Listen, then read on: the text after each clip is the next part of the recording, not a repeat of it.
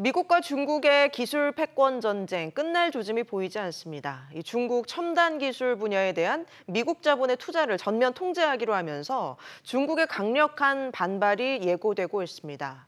둘 사이에서 우리나라는 또 어떤 지혜를 발휘해야 하는 상황인 걸까요? 조용찬 미중산업경제연구소장과 함께 이야기 나눠보도록 하겠습니다. 소장님 안녕하세요. 예, 안녕하십니까? 네, 자 미국 정부가 중국에 대한 투자를 또 통제한다고 합니다. 일단 어떤 내용이에요?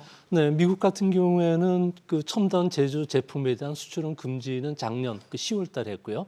이번에는 그 R&D 투자를 비롯해서 각종 벤처 캐피탈 투자와 관련해서 대중국 그 투자되는 것을 막는 조치입니다. 예. 아예 첨단 제품에 접근할 수 못하도록 돈줄을 말리겠다는 이야기인데요. 당장 가장 중요한 부분은 첨단 반도체와 관련해서 중국이 생산하지 못하도록 또 연구 개발을 하지 못하도록 규제를 하기로 했습니다. 예. 아무래도 미국과 경쟁하는 향후 미래 먹거리라든지 그리고 미국과의 기술 패권 전쟁에서 중국이 가장 약점을 보이는 부분들은 하드웨어 제조 능력이 떨어지기 때문에 그런데요. 이제 앞으로 이런 제조 능력과 관련된 투자는 금지가 될 것으로 보여지고요. 예. 특히 이번에 관심 사항은 양자 기술과 관련해서는 원천적인 투자가 금지가 되게 됩니다. 양자 기술이라는 것은 슈퍼컴퓨터가 수백 년이 걸려서 계산하지 못하는 문제도 단 몇 초 만에 풀 수 있는 능력을 갖고 있는데요. 이게 바로 신약 개발이라든지 신소재의 이용이 될 수가 있기 때문에 그렇습니다.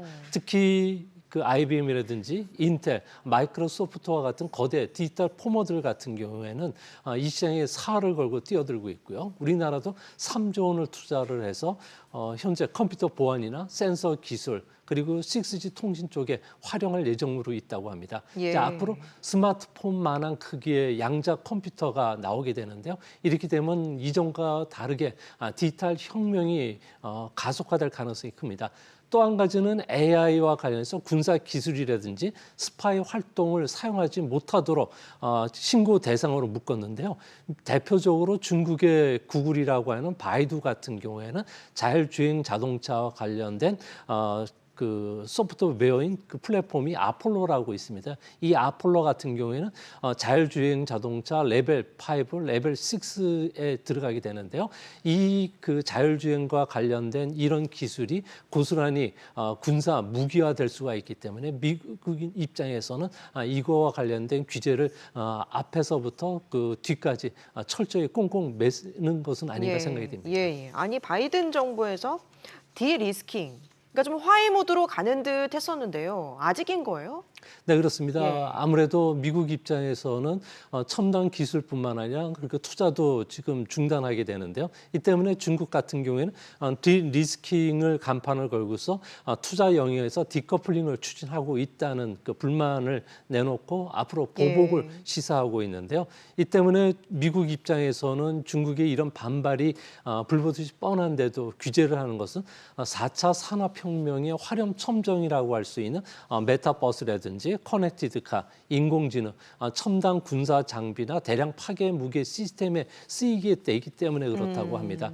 이 때문에 앞으로 중국에 대한 R&D 투자뿐만 아니라 스타트업 기업들 같은 경우에도 이제 엄청난 타격을 받을 수밖에 없는데요. 예. 미국이 여기에 살을 거는 것은 해당 분야의 그 첨단 기술은 기하급수적인 상황으로 발전을 하기 때문에 한번 일단 격차가 발생하면은 이 격차를 메울 수 없기 때문에 지금 무리를 하더라도 지금 그 규제하는 게 낫다고 판단했던 것으로 보여집니다. 예. 중국에서 강력하게 반발을 할 수밖에 없는 사안인 것 같습니다. 그 결국은 우리 기업들한테 어떤 영향이 미칠까 이 부분이 궁금하거든요. 어떻게 전망하세요? 네, 당장 중국 같은 경우에는 현재 그 3세대 반도체죠.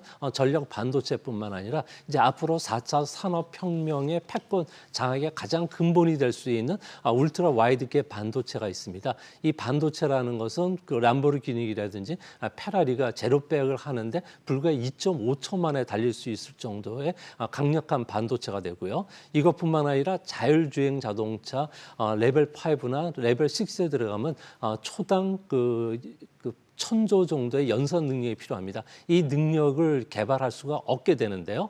이렇게 되면 중국 제조 2025에서 반도체와 관련된 자금률 70%를 달성할 수 없게 됩니다. 이렇게 됐을 경우에 우리 입장에서는 예. 중국과의 기술 격차도 벌릴 수가 있고요. 특히 그 양자 기술이라든지 그리고 슈퍼컴퓨터 그리고 에어에 관련해서는 중국과의 기술 격차가 현재 우리나라는 중국을 100으로 봤을 경우에 우리는 한 85 정도 수준이라고 합니다.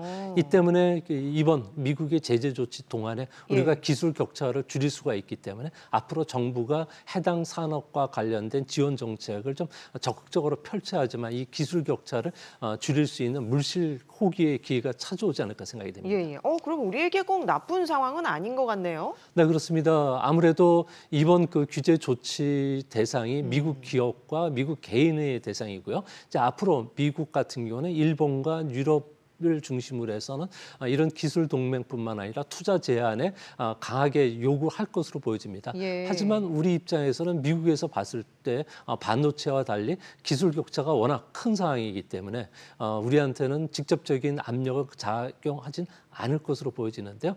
다만 이제 1년 뒤 정도 시행 세칙이 만들어졌을 경우에 우리 참여를 요구할 수 있지만 반도체 동맹처럼 어느 정도 한 1년 정도의 시차를 좀 두고서 우리가 준비하는 동안을 찾는다면 충분한 미국 예. 협력하에 중국과의 기술 격차를 좀 줄일 수 있는 기회가 찾아오지 않을까 생각이 됩니다. 예, 예. 유럽 경제와 이 중국 간의 관계 아주 짧게 좀 살펴볼게요. 유럽 경제의 중국 의존도 좀 커지고 있는 상황이라고 하는데 유럽 국가들이 뭐 중국 제품에 대한 수입 증가세가 가팔라지고 있다면서요? 이건 어떤 의미가 있는 겁니까? 네, 아무래도 독일을 예를 들면요. 독일 같은 경우는 지난 40년간 동방 정책을 써오면서 노스트림 그 파이프 라인을 통해서 러시아로부터 아주 싼 가격에 그 원유를 그리고 가스를 수입을 해왔습니다. 네. 하지만 우크라이나 전쟁으로 인해서 이를 좀 수입할 수는 없게 되고요. 다만 프랑스나 독일 같은 경우에는 중국의 수입 비중을 높인 것은 러시아나 우크라이나부터 들어올 수 있는 물자가 제한되기 때문에 중국으로부터의 물자 수입이 계속 늘어나는 모양새로 보여집니다. 프랑스나 독일 같은 경우에는 중국이 상호 우호국인데다 협력 파트너 국가들입니다. 기후 변화뿐만 아니라 지구촌 문제에 대해서도 협력을 하는 상황이기 때문에 앞으로 러시아와 우크라이나 전쟁이 길어지는 한 중국에 대한 의존도는 좀 높고 이에 따라서 유럽과 미국 간의 갈등 요인도 여기서 발생할 가능성이 있지 않나 보여집니다. 예, 예. 미국의 경제 상황을 좀 진단을 해볼게요. 고용이 견조한 가운데 7월 물가 지표를 봤더니 예상보다 조금 낮게 나왔거든요. 이거 어떻게 보고 계십니까? 네, 7월 소비자 물가 지수 같은 경우는 3.2로 나왔는데 시장보다도 조금 적은 수치고요. 그리고 2022년 6월 달에 소비자 물가 지수가 9.1%를 기록한 이후에 고점에서 빠르게 지금 떨어지다가 어느 정도 지금 그 바닥을 좀 다지는 그런 모습이 보이지 않을까 보여집니다. 예. 특히 작년에부터 이제 크게 떨어졌던 것은 휘발유나 에너지 가격이 떨어졌는데요. 이제 앞으로 에너지 가격들의 역기조 효과가 어느 정도 좀 상쇄가 될 가능성이 크고요. 반면에 서비스 가격 그리고 식비나 외식비 같은 경우에는 워낙 인건비 비중이 높고요. 또 공급망 문제가 있어서 이 부분들이 좀 올라가긴 하지만 이제 앞으로 물가 상승 압력이 그 잡혔다는 점에서 연준이 내년 한 3월 정도 빠르면은 금리 인하를 할 수 있는 그런 분위기는 마련돼 주지 않을까 생각이 됩니다. 반면에 중국 경제는 여전히 위기감이 커지고 있는 상황 맞나요? 네, 그렇습니다. 중국 네. 같은 경우는 연율 기준으로 봤을 경우에 성장률이 한 3.2%밖에 안 되고 있는데요. 하반기 들어와서는 이런 성장 속도가 조금 더 가속화될 가능성이 큽니다. 아무래도 부동산 불황이 깊어지고 있고요. 예. 또 시주석을 중심으로 해서 국진민태, 그러니까 국유 기업을 중심으로 해서 정책 혜택을 주지만 민영 기업들 같은 경우는 모기장 밖에 있는 상황이 계속되고 있기 때문에 그런데요. 이를 해결할 수 있는 가장 유일한 방법은 강력한 경기 부양 정책을 내놓아야 하지만 현재는 재정 부담 요인으로 인해서 경기 부양을 쓰기는 상당히 어려운 상황이라고 합니다. 예, 이 때문에 예. 금리도 낮출 수도 없는 상황이기 때문에 중국 경제는 하반기에 들어가서는 조금 위축이 될 수밖에 없고 그리고 디플레이션 압력도 좀 더 강화될 가능성이 있지 않나 보여집니다. 그래요. 그런데 한국은행 같은 경우는 하반기에 중국의 내수 회복세가 점차 강화될 거다. 이런 또 전망을 내놨던데 이건 어떻게 봐야 될까요? 네, 아무래도 하반기 정도 되면은 그 전 세계적인 경기가 이제 조금씩 살아나지 않을까. 그리고 OECD뿐만 아니라 이런 경제 지표들이 좋아진다면 중국의 제조업도 좀 좋아질 수 있다고 보고 있는데요. 예. 하지만 현재 중국 같은 경우에는 경기 부양책을 내놓는 부분들이 부동산과 관련해서를 보면은 실질적으로 갖고 있었던 모든 주택을 팔고 새 주택을 샀을 경우에 다시 돈을 좀 대출해 줄 수 있는 이런 장치들을 쓰고 있기 때문에 실질적인 수요 창출은 부족한 상황입니다. 또한 그 민간의 창의라든지 자금을 가지고 경기를 부양시키겠다고 했던 만큼 앞으로 그 예. 중국 같은 경우에는 민간들 같은 경우에 그 사업 환경이 상당히 열악한데요. 중국에서는 넘버 원과 넘버 투가 싸우면 넘버 쓰리가 사라진다는 이야기 있습니다. 시장 1위 자리를 놓고서 싸웠던 테슬라와 BYD 싸움으로 인해서 중국에서 니오라든지 그 70여 개 그 전기차 회사들이 많이 사라지기 시작했고요. 현재 부동산 시장, 전기 전자 그리고 가전 시장 같은 경우에도 현재 1대1 마케팅 그 전략들을 쓰고 있기 때문에 오히려 2+1 마케팅 같은 경우는 오히려 더 괜히 손해 보는 느낌이라고 합니다. 이 때문에 앞으로 중국인들의 씀씀이는 좀 더 계속 위축되지 않을까 생각이 됩니다. 예. 이런 가운데 우리로서는 반가운 소식입니다. 중국 정부가 한국 단체 관광에 대해서 6년여 만인가요? 완전히 이제 개방을 하기로 했습니다. 지금 벌써부터 우리 유통업계 준비하는데 분주한 상황인데 어떤 효과 기대하고 계세요? 네, 지금 10일부터 정식 공문이 여행사에 내려왔는데요. 해외 신규 그 상품들 판매가 허가가 되고 있다고 합니다. 이 때문에 우리나라 입장에서는 상당히 좀 긍정적인 모습을 보여줄 가능성이 큰데요. 중국 같은 경우에는 코로나 이전에 2019년도만 하더라도 1억 5천만 명이 해외 여행을 했다고 합니다.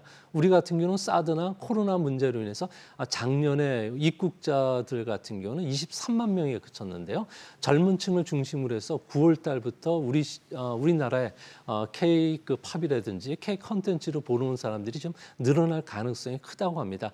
다만 이번 조치가 한한령까지 확대되기는 조금 시간이 걸릴 것으로 보여지는데요. 그래요? 뭐 금한령은 여행과 관련된 규제지만 한한령 같은 경우는 한국 가수나 연예인들이 방송 출연을 금지하는 부분이 되는데 예. 이 부분은 그 9월달 인도에서 열리는 G20 정상회담 그리고 11월에 미국에서 열리는 에펙 정상회담 기간 동안에 논의가 될 것으로 보여진다는 점에서 뭐 우리 시장에서 그동안에 어려움을 겪었던 한한령, 금한령 그 기업들이 좀 수혜를 받을 가능성이 좀 높아지지 않을까 생각이 됩니다. 예. 다시금 좀 이전 상황으로 돌아가는 일은 없을까요? 혹시나 한중 관계에 있어서. 네, 한중 관계가 정상화되려면은 미중 관계가 어느 정도 궤도에 올라서야 되는데 미중 관계가 워낙 불확실성이 휩싸여 있고요. 또 미중 관계가 안 좋다 보면 한중 간의 비즈니스 관계는 일보 전진 뒤 항상 이보 후퇴를 반복해 왔다는 점에서 너무 낙관적으로 보실 필요는 없지 않을까 생각이 됩니다. 예, 알겠습니다. 자, 중국 경제에 대한 우리나라의 의존도 뭐 수출 같은 경우 이전보다 조금 뭐 비중이 줄었다고는 하지만 여전히 높은 상황이잖아요. 지금의 이제 미중 관계의 이 갈등이 팽팽한 이 상황에서 우리의 뭐 지혜라고 해야 될까요? 예, 어떤 게 필요하다고 보십니까? 네, 현재 우리나라 같은 경우는 대중국 수출 의존도가 많을 땐 26%까지 차지했지만 현재는 19% 내외까지 많이 줄었는데요. 하지만 여전히 그 1,850개 주요 품목들 같은 경우에는 중국의 수입 의존도가 80% 정도 됩니다. 예. 앞으로 요수 사태가 다시 일어날 수가 있기 때문에 반도체나 2차 전지, 전기차 품목은 미국으로 좀 다변화가 됐고요. 이제 앞으로 원전이나 방산, 바이오, 콘텐츠 산업 같은 경우에도 미국 외 유럽 또 아시아 쪽으로 빨리 시장 다변화를 좀 모색해야 되지 않을까 생각이 됩니다. 알겠습니다. 여기까지 듣도록 하죠. 지금까지 조용찬 미중산업경제연구소장과 함께했습니다. 고맙습니다. 네, 감사합니다.